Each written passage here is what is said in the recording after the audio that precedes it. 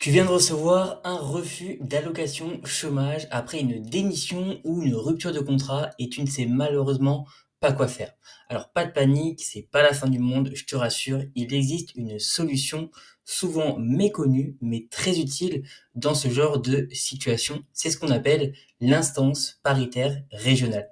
Donc c'est une commission indépendante et dans certains cas, elle va réexaminer ton dossier et peut t'accorder le chômage à titre exceptionnel. Dans cette vidéo, je vais t'expliquer ce qu'est l'IPR exactement, comment faire une demande de recours et enfin comment mettre toutes les chances de ton côté pour obtenir une chance positive. Donc on est parti. Donc déjà, dans un premier temps, qu'est-ce que l'instance paritaire régionale? Alors l'IPR, c'est une commission qui est indépendante qui va statuer sur des cas hors cadre classique, souvent humains, injustes ou bien souvent également complexes. Donc elle est paritaire, c'est-à-dire composée à 50% de représentants des salariés, donc les syndicats, et à 50% de l'autre côté de représentants, c'est-à-dire des employeurs. Alors, elle ne dépend pas directement de Pôle emploi, mais c'est ce dernier qui transmet ton dossier.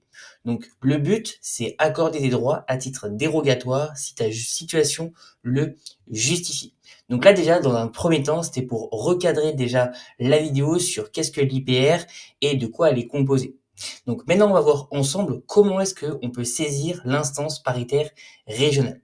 Donc, tu dois déjà envoyer un courrier de recours gracieux à l'IPR via ton agence Pôle emploi. Donc, il va falloir rentrer en contact avec ton agence Pôle emploi pour par la suite envoyer un courrier. Il n'y a pas de formulaire officiel, mais il faut une lettre claire et motivée. Bien entendu, il va falloir que tu rédiges de ton côté une lettre qui soit claire, définie et bien détaillée et que tu mettes tout simplement tes motivations, tout simplement. Donc maintenant, tu dois joindre toujours dans ce courrier, donc premièrement, la notification de refus, deuxièmement, un CV mis à jour, une lettre de motivation expliquant ta bonne foi et les circonstances de ta demande, et des documents justificatifs, donc certificat, attestation, preuve de recherche d'emploi, témoignage, etc. Maintenant, on va voir ensemble comment maximiser ses chances d'obtenir une réponse favorable de l'IPR. Alors, il y a 4 choses à respecter.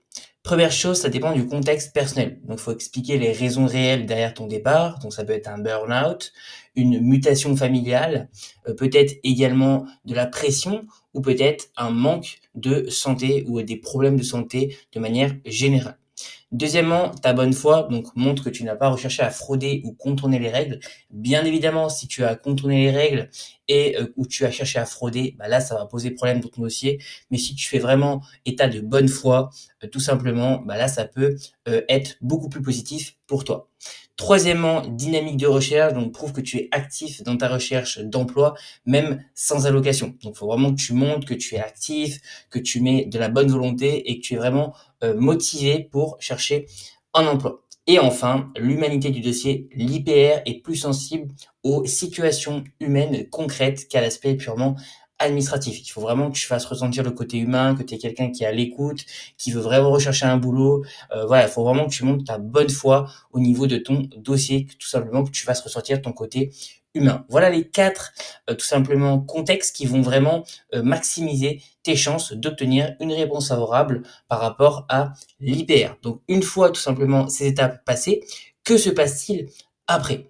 Donc premièrement, ton dossier il est transmis à l'IPR par Pôle emploi, donc pas par directement à toi. Donc c'est Pôle emploi qui leur transmet le dossier, ça passe pas directement par toi. Deuxièmement, donc l'IPR se réunit en général une fois par mois. Tu reçois la démission par courrier, donc généralement sous 3 à 6 semaines, donc maximum un mois et demi, mais c'est vraiment assez rapide.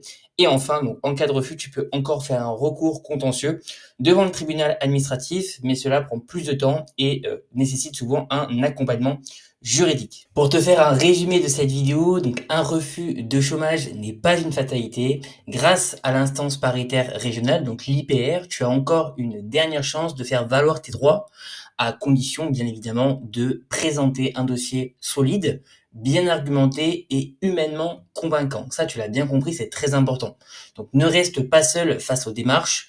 Pour t'aider à rédiger ton recours à l'IPR ou constituer un dossier vraiment complet, Legal Place propose des solutions simples et également accessibles pour t'accompagner pas à pas dans ta demande à ce niveau-là. N'hésite pas à consulter tous les liens dans la description et sur ce, je te dis à très bientôt pour la prochaine vidéo. Ciao ciao.